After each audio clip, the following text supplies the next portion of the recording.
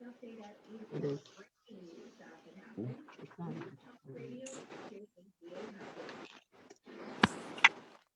Okay.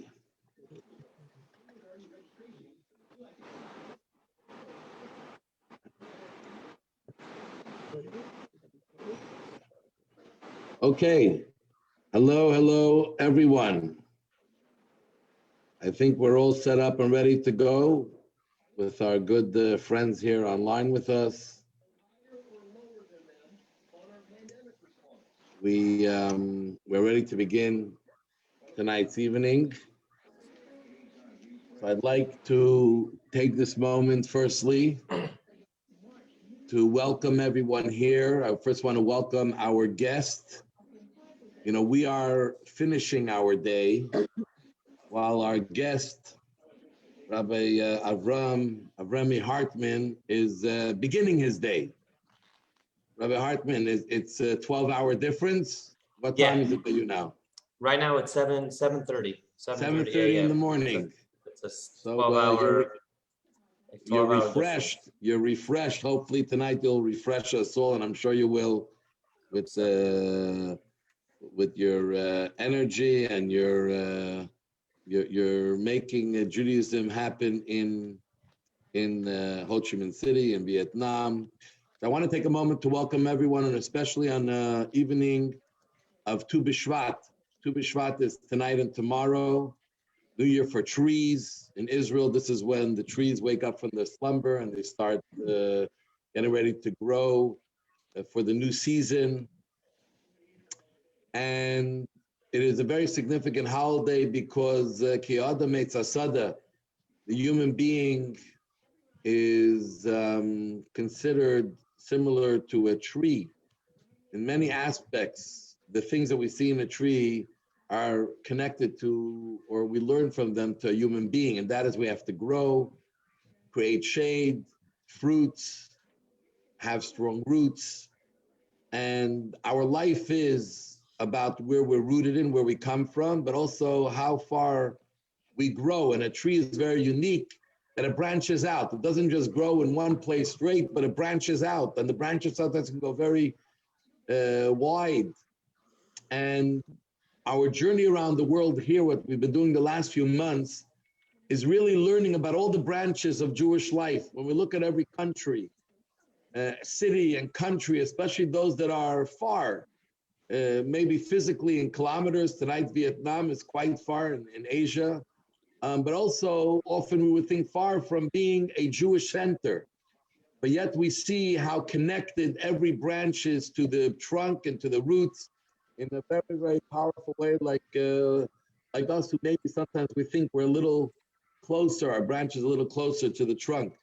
So this is always a very special thing of our series that we have, is to really learn and see what life is like and how the Jewish tree, Eitz Chaim Hi, the tree of life, is very, very powerful. I also want to share that just this afternoon, Dina and I shared a simcha. Our daughter living in Connecticut, just gave birth to a baby boy.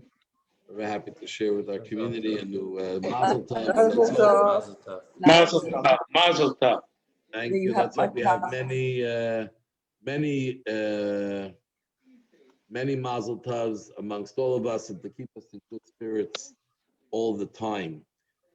So I want to go straight to our program and our guest, and we're very appreciative to start your day off giving us time, our community in Montreal, to learn about yourself, your wife, so Rabbi Avrami Hartman, your wife Esther, and your work in Vietnam, and really Vietnam itself.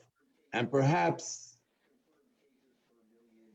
to help us tonight as we move along to learn about Vietnam is first introduce yourself, tell us a little bit about yourself and how you ended up in Vietnam. And then from there, I guess we'll go to understand if there's any Jewish history in Vietnam, or it's all really started in our lifetime with yourself and your uncle who you work with and some of the others. So everyone, please let's give our attention to Rabbi Avremi Hartman. And Rabbi, it's all yours. You hear me? We hear you. No. 1 second. 1 second. 1 second. 1 second. 1 second. 1 second. Okay, unmute yourself now. You should be good. Okay. Now we're good? We're You hear good. me? Yes. Excellent. So hi, my name is Avremi.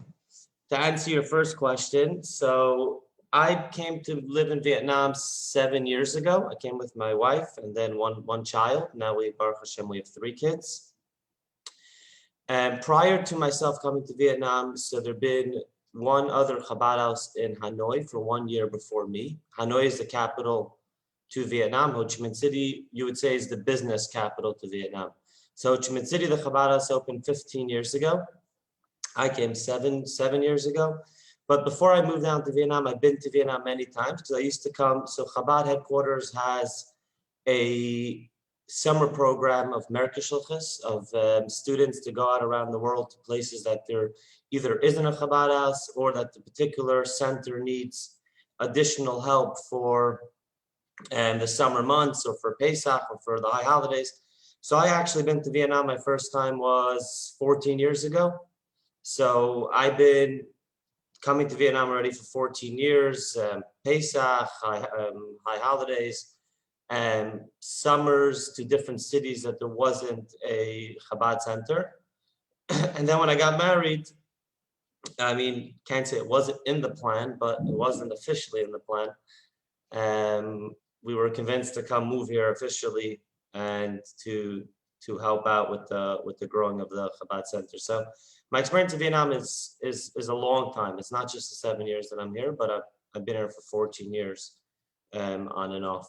To answer your second question, there is no real Jewish history in Vietnam whatsoever. At least nothing proven yet. Nobody found anything yet that's proven of any history.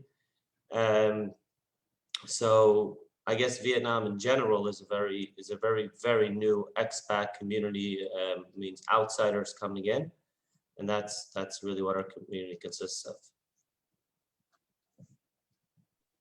So Vietnam has a history. We all from America and obviously for the not too distant history.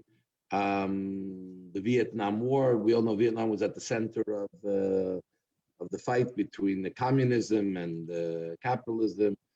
At what point did Jews start coming to Vietnam, or did there arise a need to somehow serve Jews in Vietnam? And perhaps you can also tell us, what is the makeup of the Jews of Vietnam? You say expats, are these businessmen? Are these just random people that come there? Are they professionals?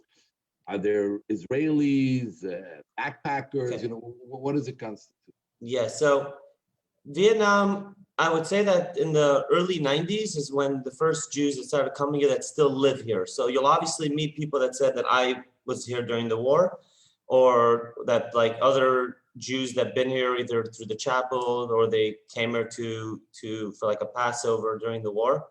But the Jews that still live here would be from probably early 1990, from like 1990, when Vietnam officially started opening and allowing non-citizens to come in, because they were shut for a certain amount of years.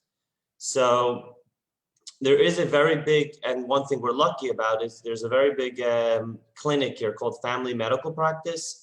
And that is a Jewish guy that moved there in 1992, and he opened it up. So today he has clinics all over Vietnam, very high standard, with foreign doctors. So things like that, we are lucky. So from then, people started moving in, and then people started coming and going. Our community consists of, so we're approximately 300 Jews that live in Ho Chi Minh City. And it consists of families that move there for business through relocation. So there's really 3 parts to it. Young people that are trying their luck into making money, because the risk to fail in Vietnam is a lot less than the risk to fail in other places. So if you have $50,000, it can take you further in Vietnam. You can live longer, more weeks, more months, and try to open up a business like an IT business or like that's a very big thing that people are trying to open up now, web development, etc. Then you have English teachers or professors in schools, colleges, and then you have older people that are, I guess you can say, retired or want to live on Social Security or less funds, so they'll live here as well. So really, the community consists of three aspects to it: single younger, single older, and then you'll have the families somewhere in between. And we have everything: Israelis, Americans, Russian, French. We have a very, very diverse community. So we don't have our community, even the 300 Jews that are here, there's hardly to say that there's 15 that come from the same religious background. That's how diverse our community is. That means everybody comes from, even the 15 Israeli families are relocated here. So husband, wife, and average 2 to 3 kids.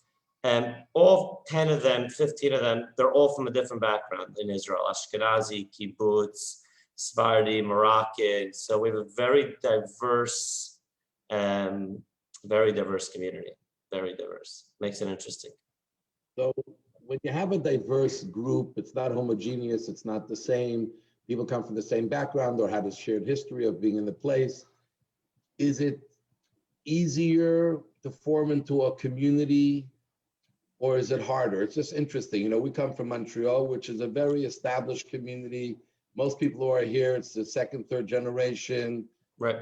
There is some immigration, but it's not so high to Right. Montreal. So, you know, here it's established, we know what it is. But what is in a place where people are coming and so diverse? You're the only Jewish address in town. Like just share with us. Is it easier or more difficult? Like, what are some of the challenges or some of the interesting ways? So short term, it's much easier. On a short term scale, it's much easier, and people actually love it. So when you sit around pre-corona, when you sat around the Shabbos table by us, when we had travelers, because Vietnam is closed right now, you can't come in. So we had 90, 100 people around the Friday night Shabbos table, and everyone from different backgrounds. It's very interesting to people. People are getting to meet new people, and it was a very interesting form of a Shabbos meal. Today that it's mainly community, people know each other, but still there's a very different atmosphere, different backgrounds. People hear different stories, people enjoy it. When you're dealing with certain people that are a little bit more religious, so if you're used to a Shabbos meal at home with certain songs every single week, it makes it harder when there's not many people around the table that know and share your background. So I would say that for the regular, there's one address for Judaism, that is correct. And everyone loves it, that there's different backgrounds, they get to taste different foods and different types of things. But for people that are more religious, it makes it much harder on them. So they don't have that sense of the form of what they grew up with. So for someone that's more religious, Shomer Shabbos, etc., it can be a little harder when it's such a small community and very diverse. So are there people that are living in Vietnam that are religious, meaning they keep Shabbos, they fully kosher, and were these people that came already being religious, or they became closer to the Judaism in Vietnam? That's a good question, because there are several that are Shomer Shabbos. We probably have not a lot. So besides us, there's probably another five people that are Shomer Shabbos. And we do have a women's mikveh in Ho Chi Minh City, and I know that, I don't know exactly the numbers because the wives take care of it, but I know that it gets used, and it's used probably 8 or 9 times a month. So it is used on a regular basis. And we have that I'm sure we'll get to later, we have a kosher shop to the best of our capabilities where we import meat, we do our own shechita on chicken, and we have a kosher store as much as we can. So there are a lot that are more than you would think that are Shomer kashrus, especially at home. So they have a kosher home. There would be more than then you would actually, if you were looking at the list, you'd be like, oh wow, there's a lot of people that have a kosher home. Once somebody's religious, it becomes a little bit hard to live here. It's not a fun place to live when you become a little bit more religious. So some people came here already with their, I guess you would say, traditional background, religious background. They're keeping it as much as they can. Anyone that became from because of the Chabad house, became religious to Chabad house, usually moved out within like 60 days. So we know if someone's coming from, they're not staying here. It's a very hard place to be, because if you want the comfort of kosher food, you don't want to struggle for kosher food. You want to have 6 different types of cheeses or hot dogs and pastrami and salami and different kinds of meat, pizza, and you don't want to have to make everything you want to eat. It's like, we had sushi last night in my house, and you have to work for it for 3 hours just to have 2 rolls of sushi. In Montreal, you go down to the 2, what was it? The 2, Yakimono, and my wife's from Montreal, so Yakimono, and you get as much sushi as you want. So yeah, so it becomes very difficult. And as much as we pride ourselves that we give people everything they need for Yiddishkeit and for Judaism, we're leaps and boundaries away from being a large community with a proper school, etc. So I would say when someone becomes frum, they usually disappear on us quite fast. So, and that's a good thing. It's a good thing. We encourage it. This is real, and I want to point out that this is a real sacrifice that we don't pay attention to, because I know we met my brother, and I know firsthand my brother in Hawaii, and many other people in smaller communities where you're trying to create a community, but obviously trying to bring people closer to their heritage and closer to Yiddishkeit, to Judaism, teaching them, and people start climbing the ladder, and they get very involved, very passionate. It becomes a great sense of you're really getting through to someone. And then because you're in a small community, and you can't give them all that they need, the infrastructure, the full infrastructure, they leave. And they're leaving because they want to grow in their Judaism. On the other hand, it maybe weakens the community a little bit because now you have one person less. And to think of it that people like yourself who are still motivated to do everything you can to help everyone on their journey, no matter where it leaves you, and the more successful you are, sometimes the harder it is for you because they're going to leave town. So just wanted to point that out. That's an incredible self-sacrifice, because a shliach, rabbi, goes to a place, any place, but especially when you're going to a place that you're the only Judaism, it's a one-way ticket. You're not leaving. You're not you're not going back if it gets Especially these days. Especially these days, and I would love you to talk a little pre-COVID. Vietnam, part of Asia, I'm sure there were a lot of tourists coming by, businessmen, tourists, backpackers. Tell us a little bit what life was like then and how it is now when it's all of a sudden you're isolated from the world with just the small community of Jews that you have. Yeah. So just to touch on one point you just ended off with people moving away. So we have that a lot with our young professionals, our CYP, that pre-corona we had a very successful monthly Shabbos with CYP, like around 20, 30 young professionals that lived there. And over there you see it a lot because people move away quite often. And as much as it hurts, because it hurts the weekly and the monthly Friday night meals, etc., but it's actually very enjoyable when people leave, because unfortunately for young Jewish guys, they're not going to find over here a Jewish girl, and their chances of getting married proper and with a Yid is very, very small. So when they actually move away, it's actually it hurts and it bothers, because usually they're good guys that move away. But I guess long term, it's the right thing for everyone. Pre-corona, Vietnam was booming. Vietnam was business-wise, the government, the GDP was growing. The factories were pushing out things to the whole world. So obviously, given that, that put us a lot of work for us, because there was a lot of business people coming down. Tourism here is growing. I think in 2019, tourism grew like 26%. So you have to have in mind that the numbers were small. So it went from like 18 million to 20 something million people a year. And there's obviously a large percent, I mean, not a large percentage, but it's obviously a percentage of that would be Israelis and Jews. So pre-corona, Vietnam was really, really booming in a way that we had 3 Chabad centers, and there were 2 more families that had tickets to move down here. So we were growing from three families to 5 families, and there was just in every aspect of it, it was really, really growing. So Chabad Hoi An is the newest Chabad house that opened up in 2018. It's for tourists only, because there's no community that lives there. It's a tourist, I guess you would say, town. So the first Shabbos that we opened unofficially, we had 80 young Israelis.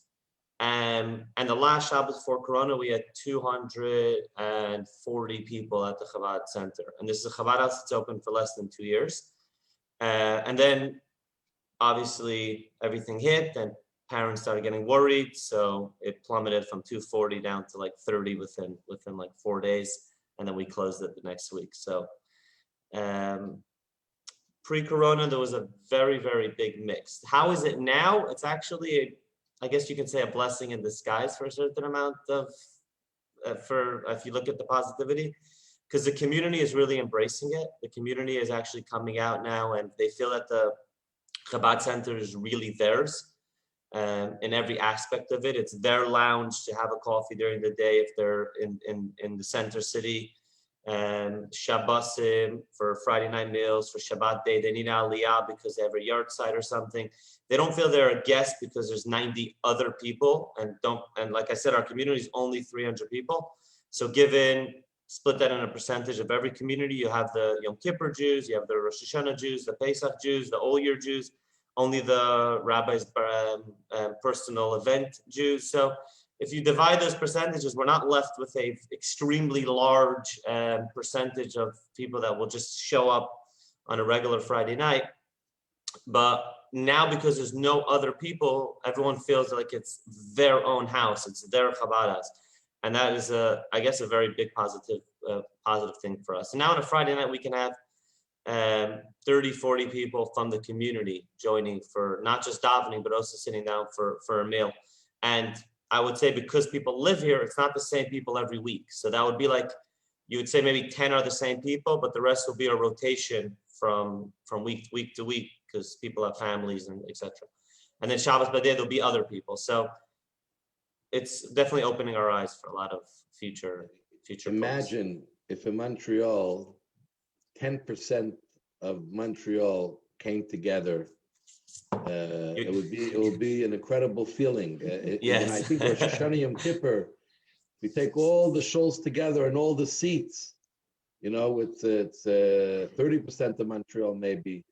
This is beautiful to have 10% of your community coming together, and really they have no other family, they have no other connection. This is their home. But this goes back to what you were saying before about Tu B'Shvat, because sometimes when you're far from the branch, the apple falls a little closer. So when people are actually far away from their families, their own Jewish community, their own comfort zone, so they're actually a lot of people are even willing to give it a chance. So you'll have, that's what I say, a very diverse community. You'll have people that even from Montreal that would have never came here, but because it's a new beginning, no one really knows them, no one's looking at them. Oh, you started going to synagogue. Oh, did you do this? So they're willing to actually give it a chance. Or people feel lonely. So, but there's a lot. There is a bigger percentage. So I would say over the month of Tishrei, so I can't pinpoint it down to one holiday because the high holidays, yeah. The high holidays, because there are some people that only came for the Sunday fun day for the kids, but they didn't come for any of the prayers. So I would say we have written down that we met, between going to people's houses or people coming to Chabad, we probably met 160 Jews out of the 250 that we know that live here. So there is a very high percentage of people that want to show up because I'm not going to say because we work harder. It's just because they're in a further place, and they feel disconnected from something. So there is something to that people feel disconnected when they're further away. So share with us, as living in Vietnam, kosher. How does kosher work? You made a little mention before. Yeah. How does kosher work? You want to get something? Could you go to a store? You know, how do you bring in the explain a little more? Your chicken, your meat, milk, wine. Yeah. So Other types of things. Yeah. So this is progressing over the years, and the bigger our community gets and the larger our structure gets, obviously stuff are changing in a very rapid and good way. So we'll start with by the important things to us at least. So kosher wine we obviously have to import, and most of the foods that we want we'll have to import. Any foods that we want to eat, you'll have to make by yourself. So this local supermarkets, you can obviously buy fish, fruit, vegetables, and some of the famous brands like Heinz ketchup, we can find kosher, or mustard, or vinegar. So the big brands, but those are minimal, very minimal products. Within Vietnam, we visit many factories to try to like up our list and know more places. So for example, oil that 7 years ago we couldn't buy locally, so now we certified the two local factories that sell in the local supermarkets. That really gives it a little bit of a help. So that's about it, what you can get in the local market. So everything else you would have to do in-house, you'd have to make by yourself. So at Chabad we have a bakery that every morning bakes fresh pitas, baguettes, Friday night challah for Shabbos, etc. Chicken, we do our as of 2 years ago we started doing our own shchita. So we bring down from Israel 2 rabbis that know how to do it properly. One's the shochet, and one comes on as the bodek. He comes on as the one to check to make sure everything is 100% kosher. And lucky us, so this is a big shachar pratis. In March, so we got hit with Corona last year. I guess you would say this time of year is when the Vietnamese holiday, New Year's, is coming up next week, and that's when they shut everything down. So we were hit with Corona then, and the rest of the world, everyone was still fine and everyone was still moving regular. Everyone started talking about they're going to lock down in Vietnam. We're not going to be able to go out. So mid-March, like March 14, one day we got under a lot of pressure that we're going to get locked in. So lucky us, the next day we woke up in the morning, we called the rabbis from Israel. We said, you have 24 hours to come down. We must do a shchita. And we did. We shechted around 7,000 pounds of chicken. And then the next day they left, and the next day Vietnam was closed. So at least we're sitting on a quantity of chicken in freezers. So chicken we do ourselves. Meat we will import, and then everything else we need we'll import. So we'll try to import a few pallets a year, a container if needed. Matzah is always a job and a headache, because it's a mandatory thing and you must have it at a certain time. So it needs to get it by hook or by crook. But everything else we'll import. So at Chabad at the moment, we have a little kosher shop where Israelis can find their foods, Americans can find gefilte fish and crane and things like that. So we'll do our best to have as much as we can for the kosher food. But then everything we serve in Chabad, we do by ourselves. Like we'll make our own tahini. We'll buy sesames, we'll grind it, and we'll make our own tahini paste.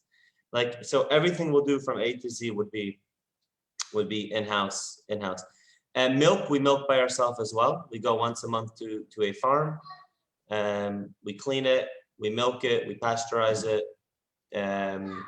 So we do our own milk. We do not do our own cheese. It's a pain. So if anyone ever tried it, it's not fun. So we tried it, but it's not a fun process. So. Listen, even milking is a big is a big to-do. Most people can't imagine going to a farm to milk their own cows. So that's really down to the basics. So what is on a regular basis, what is Chabad doing on a daily basis, on a regular basis? Like what goes on in Chabad? So anyone that's been to Chabad in Asia in general, it's different than Chabad centers or synagogues throughout the world. We are the center of Judaism from A to Z. So Chabad is always open. We're open 12 hours a day. Between me, myself or the other rabbi will try to be there at least 10 of those 12 hours. There's always people walking in. So Chabad is always open. The restaurant is always open if people want to eat. People want to order food for lunch, etc. So on a regular day, there'll be classes. People can come in throughout the day just to sit and talk. If someone's, God forbid, in the hospital, they're going to call us just because there's no one else around to take care of really anything. So on a regular day, it's between working on the future logistics to make sure there's more meat and more chicken and more wine and making sure there's more foods to Torah classes. So really at the same day that the rabbi will give a Torah class, he's also dealing with a container coming out of Israel or the States. So really you have to juggle, or he's in the kitchen making food because the staff can't catch up to make enough food for people that want to eat kosher. So at the end of the day, really, we are the center and the only Judaism, and we embrace that to the best of our capability to make sure there's nothing we don't do because we don't really have any other choice. So on a regular day, it's unpredictable. But yeah, everything. So Vietnam. So what do you do about the bakery? Like, do you like baking? Do you bake like let's say challah, bread? Yeah, our staff will bake everything. Everything we do is in-house. So we have a small bakery in Chabad, and every morning the staff will. So we have local staff that work by us. Right. Pre-corona, we were 24 local staff that work throughout our two Chabad Hoyan and Chabad Ho Chi Minh City that I take care of on a day-to-day basis. Now we're down to 2, just to give you an understanding of what's the drop of logistic wise. Yes, it's a big drop. We're talking about making food on a Friday night for 500 people down to making food for 30 people. So there's a drop over there. But we still have a local bakery. We do everything in smaller amounts now. So we still have our local bakery that makes challah every Shabbos. We make our own herring. So we do everything. Yeah. So now let me ask you, like, let's say now during COVID, do you are people social distancing there? Is it are people coming back to normal? Are classes happening in person, or is it everything on Zoom or? No. Vietnam is back to normal. Within Vietnam itself, it's completely normal. You can fly. Mask, no social distancing. In Asia in general, masks is a post. Yeah. So that's, you can't tell the difference. But when you go to the air, people will still check your thing. People will still check your temperature. They'll still be spraying alcohol at all times. So people are still extra cautious, but Vietnam is ready. The hotels are full, the flights are full, airports are 3-hour waits domestically. Wow. And Vietnam is very much pushing for local travel because they have to subsidize the loss of the travel that came from the outside. So there is a certain, and the local Vietnamese are actually taking advantage of it because it's great deals. Right. So stuff that hotels that in the past were catering high standard obviously have to hit high discounts in order to bring in the local market. So Vietnam looks regular. Yeah, there's 90 million people that live here. So all you need is 10% of it to travel, and the airports are pretty full. So it doesn't take a lot to fill the streets up. So let me ask a question. 90 million people live there. Ho Chi Minh Throughout City Vietnam. 10 million. 10 million. 250 Jews amongst 10 million people. Yeah.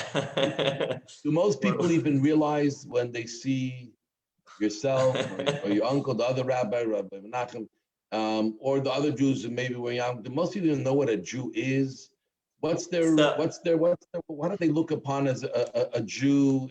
What's the relationship? And you going around, I don't know, it took a while maybe till you spoke Vietnamese. Like what's the attitude?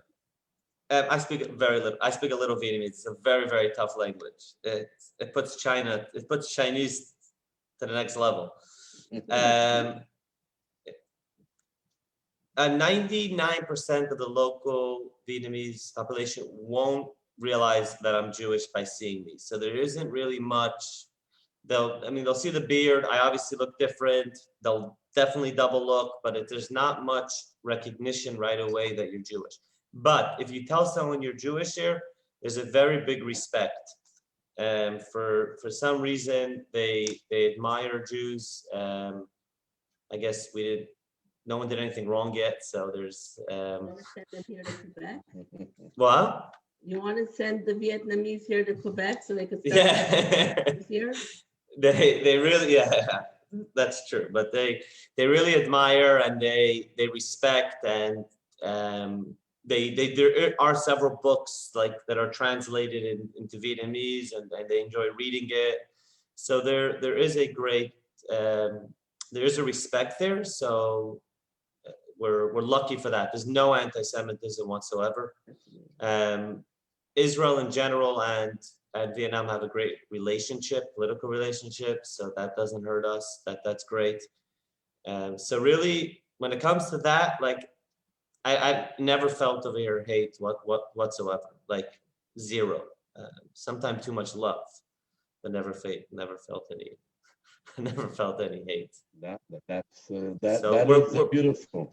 That's a plus. I believe Asia, generally, I've been to different parts of Asia, but Asians generally do not have anti-Semitism in their blood like Europeans and the Western world. Correct. Actually, there's a certain, like I said, a certain respect for the smart people, the successful people. What is the religion? What is the religion of most Vietnamese? Is there one? The accepted religion in Vietnam would be Buddhism. I don't know what their percentage that are actually religious because it's not very popular. All other religions in Vietnam sits in the gray area where do what you have to do, but don't make a big deal out of it. The Vietnamese the government doesn't appreciate missionary work or too much noise. So as long as you stay to yourself, do what you have to do, take care of your people, they have no problem at all, and they sit fine with that. But it's not an official. We'll leave it at that. They're fine with that. So public menorah in Vietnam exists. We don't do anything. We don't do anything in malls or etc. We do everything in front of our center, in front of our Chabad house, or at other people's businesses. For example, there's a Jewish woman here, a Singaporean Jew, that owns a very nice elementary school. So we'll do a kids event at her ground. So as long as we're in closed grounds, we'll do everything we need to do, but we haven't gone public, and we rather stay. Also, if you don't get a no, so you can continue doing what you do. The worst thing to do is get a no. So now, what happens if a Vietnamese walks up to the Chabad house and says, "Teach me about Judaism"? Is that something that ever happens? Is that something that is sort of? Yeah, it happens a lot. We don't do it. We don't do it at all, for several reasons. But the main reason is we will get in trouble from it. There's no questions asked. I was speaking to we have a good relationship with the American embassy, and I was speaking to the American embassy, I think it was 3 years ago, and she's like, it's not a joke. If Vietnamese feel that you're going into missionary work or you're going into beyond taking care of the people that you should be taking care of, they will throw you out. There's no. And you have to remember one thing, that and this is a hardship that you have mentally. You're always a guest in a country that you're not a citizen. So we are, and we appreciate that. So we understand that we're guests there, and we follow the rules to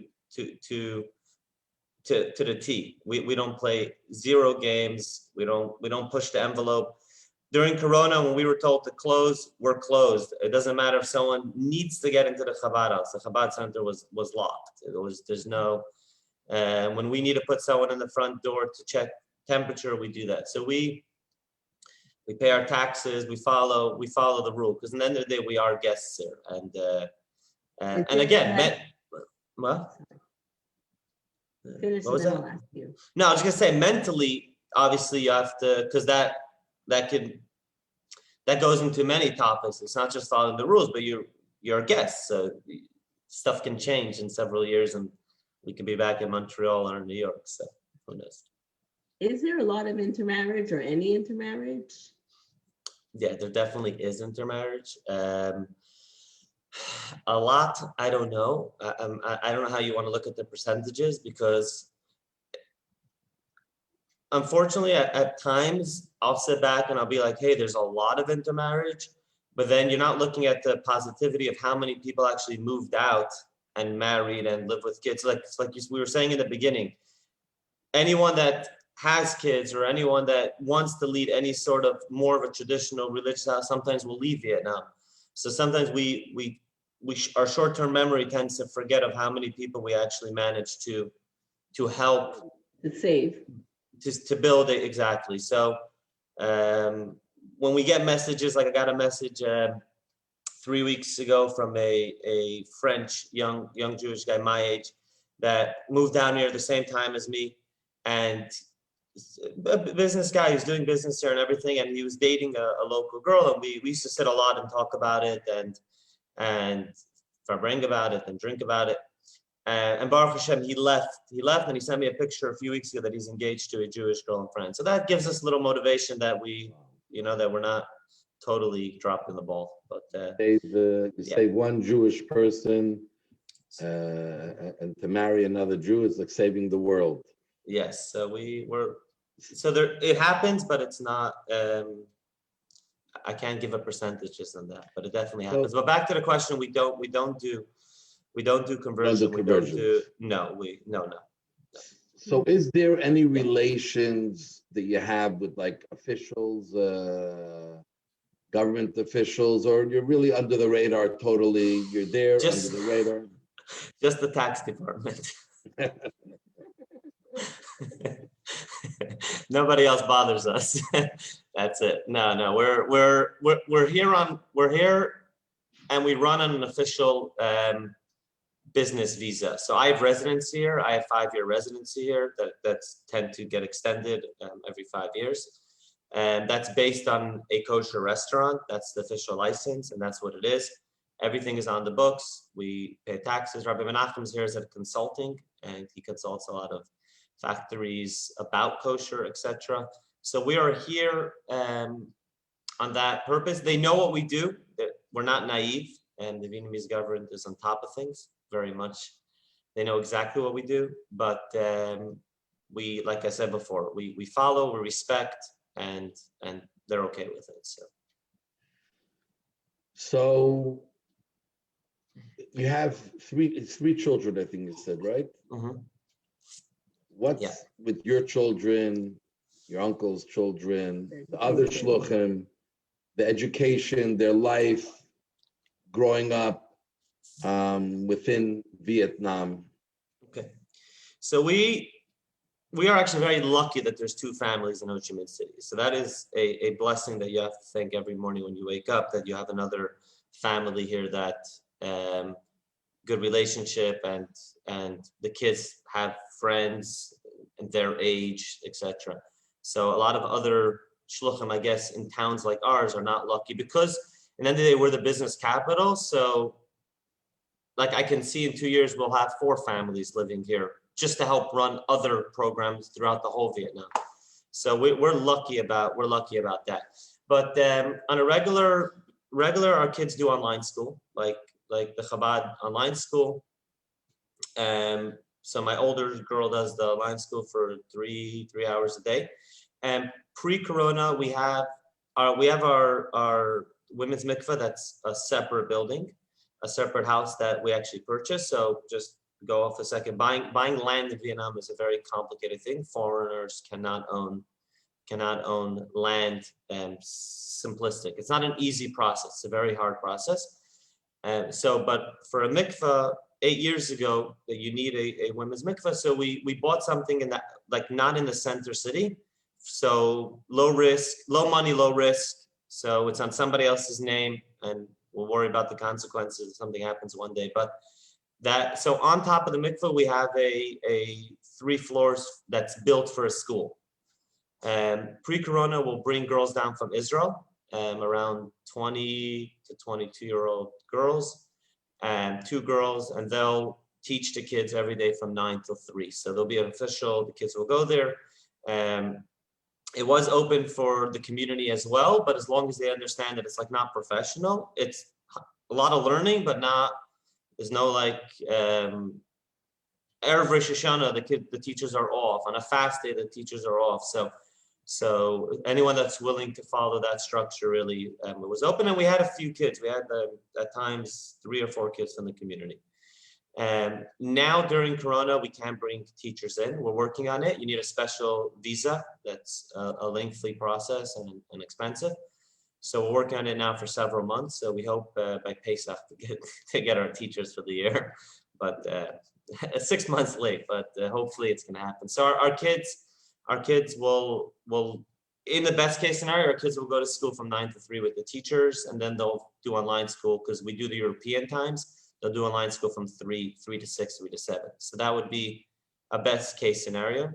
A little long day for the younger kids. So the teachers will do more games, and they'll do more of the fun parts. So then the kids can concentrate on the online school.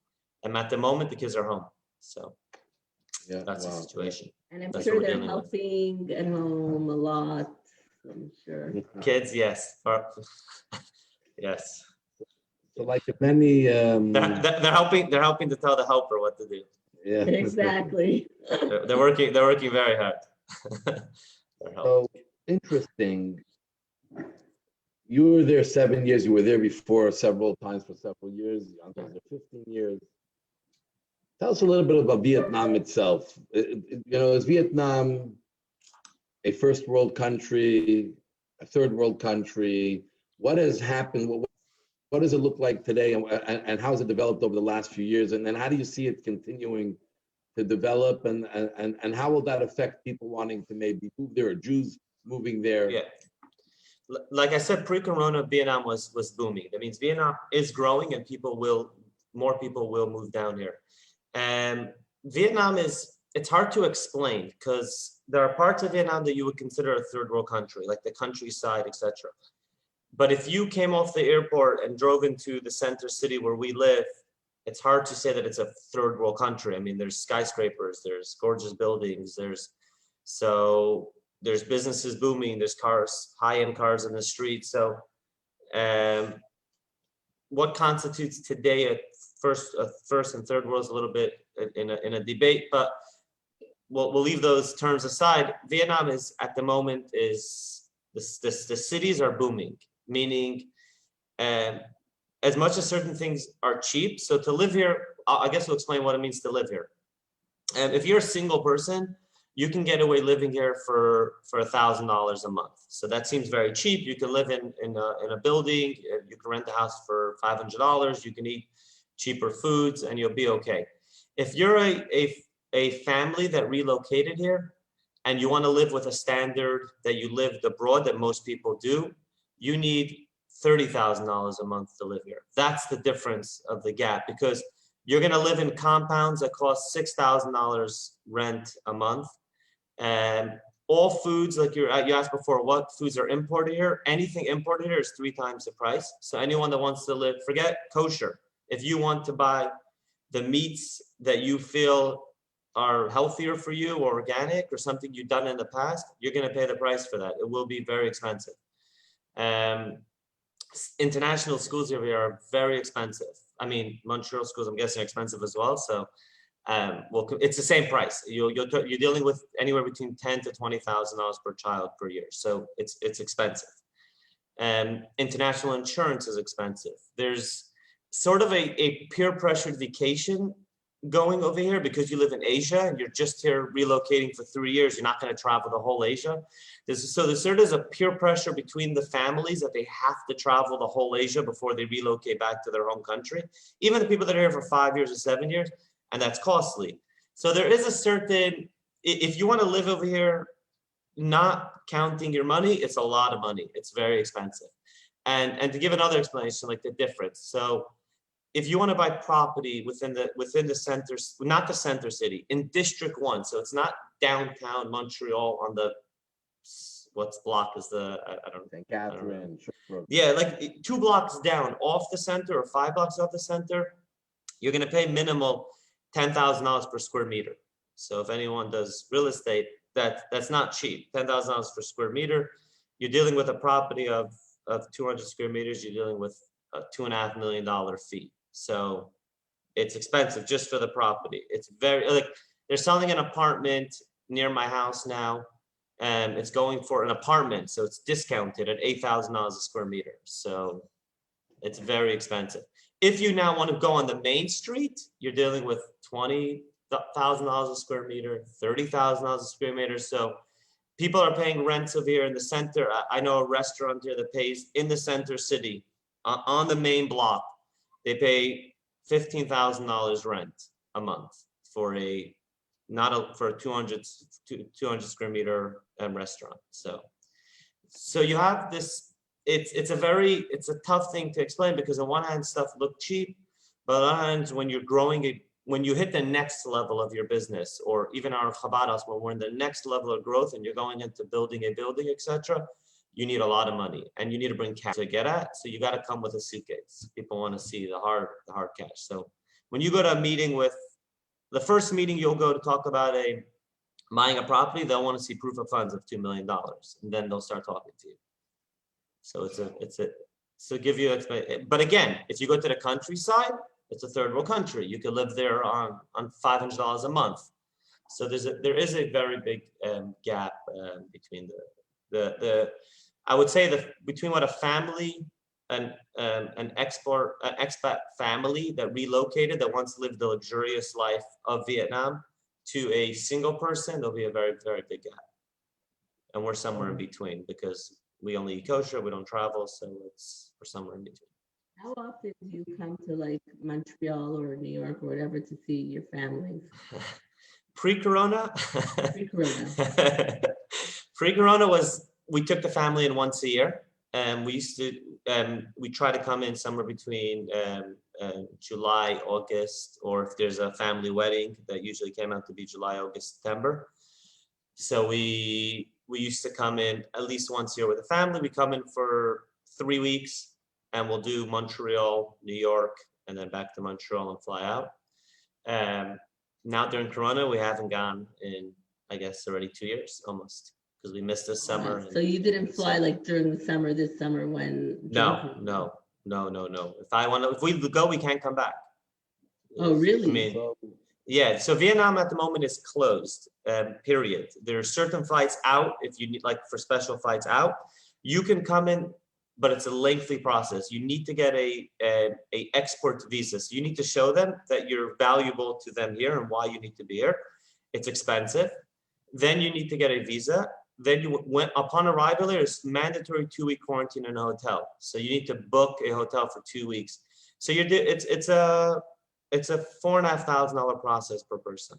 So people are coming, but it's a process. And if you came here and you tested positive for Corona, you're out of the hotel and you go to the countryside until you're done with your Corona. There's a zero tolerance here because they really want to keep it at zero, and they've done a good job at it. So there's only as of today, there's 1,500 and 50 cases that had Corona here, and there's only like 3 or 4.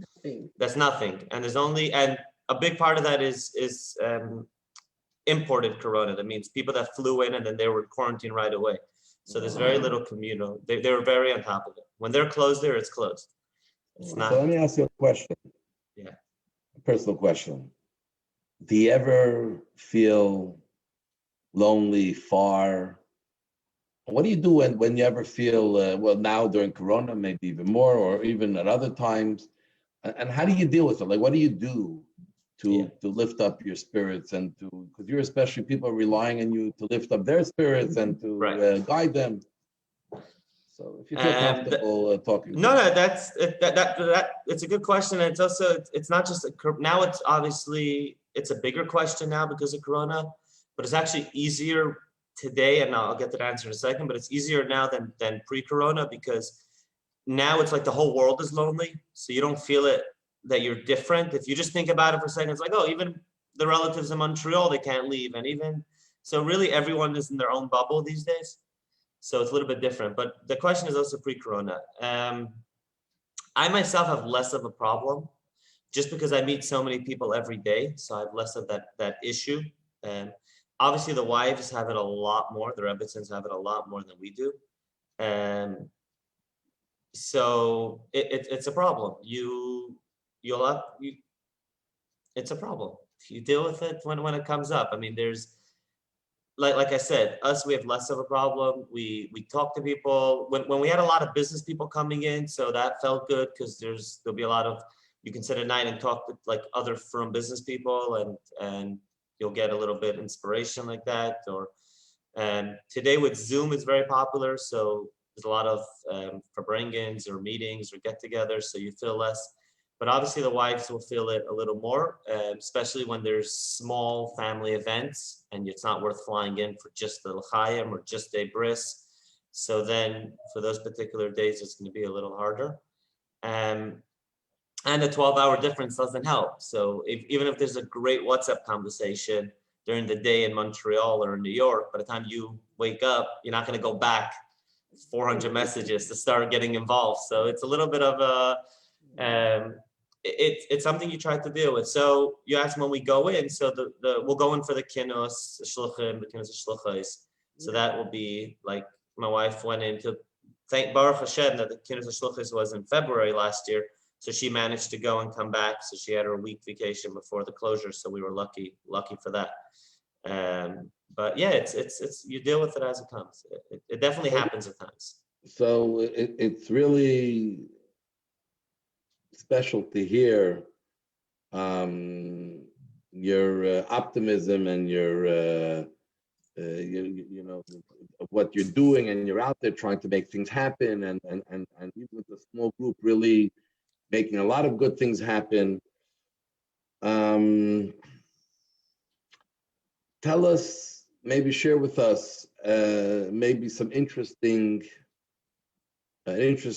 story or so, or a place where you saw like God's hand, Hashem's hand in your work, a blessing from the Rebbe, something where you're where you know where you maybe see sort of you're being guided because you're really your wife and the other families that are there throughout Vietnam really dedicating your life in a place where there's no real personal pleasure or personal desire. It's really a sense of duty to the Jewish people to make sure that the Jewish person, wherever they're from, who ends up in Vietnam, is going to have a place and have someone to talk to, and have someone who will encourage them and connect them to their Judaism. I don't want to sound cliche, but I don't have a particular story. But it's when you live in a place like where we live, there's nothing we don't do that we don't see a blessing, or that nothing is a given. Nothing should happen. That's really the truth. And this, that we had our sheikhet come one day before Vietnam was closed, literally March 18, Vietnam was closed. We shechted on March 16. He made it back to Israel on time. It's not a given. And it didn't just happen. I mean, obviously there's something Hashem's guiding it. This, that we have kosher meat, or that we had an order of 3-4 pallets of wine come in before Corona, and we're sitting on Baruch Hashem a lot of wine. It's not a given. So I don't have a particular story, but there's nothing we don't do that is we see it clearly that it happened because we're doing the right thing, and because the Rebbe is guiding us. But like I said, I don't want to sound cliche, but it's not a particular situation. It's literally The whole everything. being there. Your Yeah, being there's there is not fully, exactly. This that we have is an ongoing story of seeing, Hashem. Every minute. Hashem. 100%. This that there's a women's mikveh here and a school here and there's kosher food here and there's everything is nothing's a given. And this that there's 3 families and projection is probably within 24 months after the world gets back to normal. That's debatable when that's going to happen. Will probably be 5 families or 6 families living here doing shluchus and helping people. So I guess that whole being is what is what's guided and a blessing. So it's not a particular situation really. It's definitely great to hear what they call Vietnam, the tiger of Asia, but the real tiger is the work that you're doing.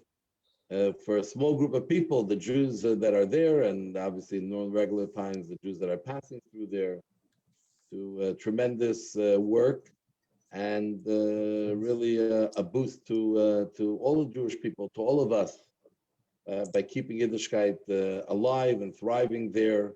Definitely by giving a chance for us to hear directly from you, it's a big boost and a big motivation for us of how much we can do here, because everything here is available. Even something you mentioned, a mikveh. A mikveh is a big to-do, to build a mikveh. It's not easy. It's not easy to raise money to build a mikveh. Many people don't really understand its importance. It's not easy to upkeep it. It's not easy to, women have to go. It's at night usually when your wives are dealing with the families. Right. So it's a very difficult thing, but especially to put one up. And in Judaism, we're told that a mikveh goes before a shul. You have enough money to build a shul or a mikveh, a synagogue, a mikveh, you build a mikveh first. That's the basis of Jewish life.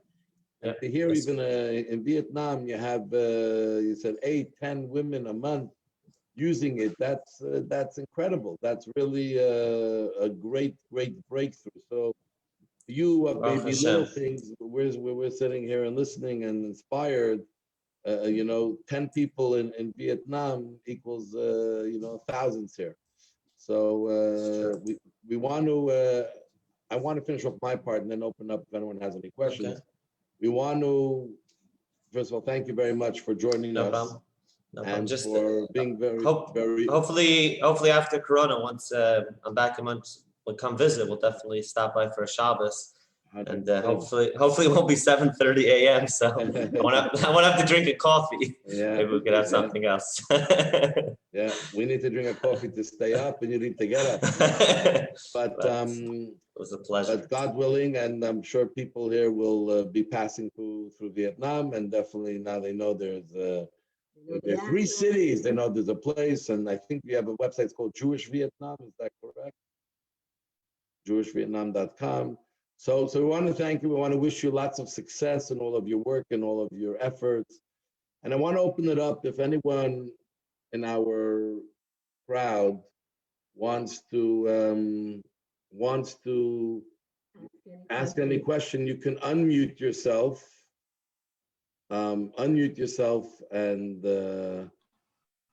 if you have a question, ask it now. If not, we'll ask Rabbi to give the parting word. Morty, you want to ask a question? Yes. Yes, please. Rabbi. Introduce yourself, yes. Okay, my name is Morty Berkovich. First of all, I want to say Chaong. Do you speak Vietnamese? A little bit, but not an American accent. Oh, I see. Okay, fine, yeah. After Rosh Hashanah, do you say Chakmung Namoy? We do. We say it at Rosh Hashanah. We also say it now. Now it's there's signs all over the streets because the New Year's is coming up next week. So Chukmun Namoy. Yes, of course, absolutely, yeah. Yes. That's about as much as I know about Vietnamese. Thank you so much for your work. It's a pleasure. It's a pleasure. Got a question? Beautiful. Yes, yeah. Rachel. Hello, Rachel Alkalai. I've traveled to Hong Kong and I've been in Macau and would love to see other parts of Asia because Asia is fascinating. Yes. Not to mention that Jews do come from Asia, Western Asia. We seem to forget that. Right. But So a couple of things. Do any of the kids speak Vietnamese? They usually at a younger age, but it usually gets forgotten. And I would love for my kids to speak Vietnamese. Yeah. Thank you. But we don't put too much emphasis on it just because like we speak English at home. They learn Hebrew in school and they talk. So my kids speak with an Israeli accent. You would think they just came out of Israel. And at home we speak. So we're just to balance those two things. So we don't really put pressure on it, even though it would be amazing if one of them did learn it properly. But at a younger age, when they're hanging around more, our helper or stuff like that, so they'll learn a lot more. But then usually they forget it once they go to our Israeli teachers, etc. So there's Rabbi Menachem has one son that actually puts effort into it, and he speaks quite well. But it's a lot of effort. You need to be willing to put in a lot of the work. And I don't see a reason you have to pressure the kids for And most of the Jews do not speak Vietnamese. Most of the Correct. people you're serving are not. Korea. As much as we're not in as much as I won't consider myself in a bubble, we are in a bubble. So all the expats are in a bubble. At the end of the day is when if I have 10 ideas right now that I want to work on, I need to give it to the secretary to push forward. I mean, at the end of the day, I can't just pick up the phone and start chit-chatting with somebody on how to rent a freezer because they won't understand. Even if my little Vietnamese, they won't understand a word that I'm saying. So we are a little bit in a bubble, and the kids are obviously in a bigger bubble. So we're, I mean, it would be great, but it's not going to happen. And there's no Chabad, there's no community in Ho Chi Minh City? We are in Ho Chi Minh City. They are in Ho Chi Minh. I thought you were in Hanoi. No, there's Hanoi, Ho Chi Minh, and Hoi An, Central Vietnam. Oh, okay. Yeah. So so Ho Chi Hanoi Minh has their own. Yes, Hanoi opened up 7.5 years ago. So Ho Chi Minh was first, because like I said before, Hanoi is the capital, but Ho Chi Minh is the business and business capital. So Formerly Saigon. Okay, so in other words, you don't have that many relations with the local population. They don't mix. So we have on any kind of social basis. Social less, business a lot every day. I mean, I'll meet today at 10 or 15 just because of anything I want to get done. And we advise a lot of factories on what kosher is, and they'll call us. So they'll come down to Chabad because if they want to export to Montreal, they need to even learn what the kosher is before they call a kosher agency. So by default, we have a very large communication with the local. And socializing, like going out for a beer at night, I don't have time to go out with my wife, so I'm definitely not running around going out randomly. You don't ever invite them in? I mean, not now, but in pre-COVID times, you never invited them over to your place just so that they can observe things and learn and. Right. So during the week, the 12 hours a day that we're open, everyone's invited to come in, and they can come in, they can sit. Shabbos, we don't allow it. Again, like I said before, we don't want to raise any red flags with the government. But during the week, when the restaurant is open as restaurant official hours, yeah, sure, people are coming in all the time. They look around the synagogue. They visit, but to come in people come in all the time to eat. You know, they want to taste Israeli food and see the culture. So, yeah. So at the restaurant itself, I would say it can be every day. There'll be somebody else coming in and visiting. But for Shabbosim and events, we're less. When we have an event outside Chabad house for like. In a hotel or Passover in a hotel or Rosh Hashanah hotel, Hanukkah at somebody else's place. So then absolutely no problem because it's not us bringing anyone in, it's the hotel or etc. So it's a very fine line we try to balance. Okay. Let me give someone else a chance to ask a question. Anyone else have a question or a comment? Yes, Harold. Hi, Harold Stavis. First of all, very interesting. Thank you very much. And it was really a delight to hear you. You would. What's that? No. Maybe someone should mute themselves as background noise. Yeah. Is it better now? Okay. Yeah, how far is the countryside from Ho Chi Minh City? anywhere from hour and a half it starts to any direction, and then it continues on the coast or in central Vietnam all the way to the top. Vietnam is shaped like a banana. I mean, it's not really a banana. It's like this. So Vietnam is very skinny. Vietnam is very thin and very long. So it really runs everywhere. Besides the big cities, like Ho Chi Minh City is a big city, Hanoi obviously, and Da Nang turned into a big city, and several others. I guess you would say a lot of it is the countryside. And one other question. You had mentioned that Vietnam is closed for visitors, but you also mentioned that Ho Chi Minh City and Vietnam are booming. Yeah. Is it only booming from people who are visiting from other parts of Vietnam? No, the local market. So the GDP didn't grow throughout this whole Corona thing, but I mean, it grew a little bit, but it's not projection, just like the whole world. But they didn't drop as much as other countries did. There's a lot of money in the local market. There's a lot of successful. Their main GDP would be their export, their factories. And the Vietnamese government, even during the closure, never compromised the factories. They never shut down any of the production. They told people to sleep in and then switch shifts. They made a lot of heavy rules, but they never compromised the local economy. So anyone in the tourist business is hurting, but anyone in the other businesses are still okay. Okay, no, but you had mentioned the hotels are busy and the airports are busy. Yeah. But The on the local other market. hand, you mentioned that people Correct. can't. Correct. The Oh, local market. It's all local. It's all local. Yeah. You have to look at it also another way. If they have 90 million people, if you're going to say 10% used to fly out to Vietnam to go on vacation in the Maldivians, or go on vacation in the States, or go on vacation to Canada, or go on vacation to anywhere else, they're not going either because they can't come back. So really, Right. all the money is spent locally, and the government is encouraging that people should take any of that money they plan to spend outside and use it in the local market. So the hotels are giving great promotions and giving great stays to encourage people to spend. So there is money in the local market as well. Yes, the local market is doing well. So even a citizen of Vietnam who decided to come to the United States or Canada 4 or 5 months ago cannot come back, even though they're a citizen of Vietnam. So citizens can come back on certain circumstances. They will still need to do 2-week quarantine, government quarantine, no questions asked. The rules are changing. So I know right now, I don't know the details, but I know right now, because of the Vietnamese holiday and the Vietnamese government were scared that there's going to be millions that are trying to come back before the holiday, because it's a very family oriented holiday. And so I know that they put certain extra restrictions. I don't know exactly what they are, but in the regular, a Vietnamese citizen would be able to come back, but even for them, it's expensive. And even for them, they would need government quarantine. Okay, thank you very much. Thank you.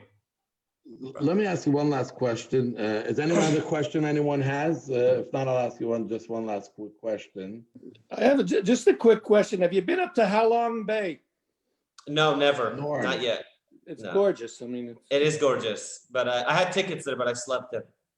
oh, okay. All right. That's where you have been, Norm? That's where you have been? Yeah, I've been up to Sapa. Sapa's cold now. It's the only place in Vietnam that's but cold. I mean, I've been from north to south with Dalat and Hue and those are Da beautiful Nang, places. whatever. Yeah. Beautiful, beautiful. I want to just ask one last question. And you said you talk about kosher foods and you help certify companies. What kind of food is coming to Montreal from Vietnam? Probably your tuna, cashews. So Vietnam is popular with tuna production. A lot of the tropical frozen fruit that you'll be eating in the bags will come from Vietnam, because a lot of good fruit grow around our region. Pineapple, mango, papaya, passion fruit.